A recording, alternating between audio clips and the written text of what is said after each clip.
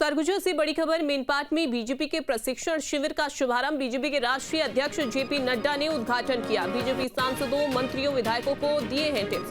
आपको बता दें कि प्रशिक्षण शिविर से रवाना हुए बीजेपी राष्ट्रीय अध्यक्ष, बीजेपी प्रदेश अध्यक्ष किरण सिंह देव का कांग्रेस पर वार। कांग्रेस के कारनामों के कारण जनता ने उन्हें विदाई दे दी, तो किरण सिंह देव ने कांग्रेस पर निशाना भी साधा।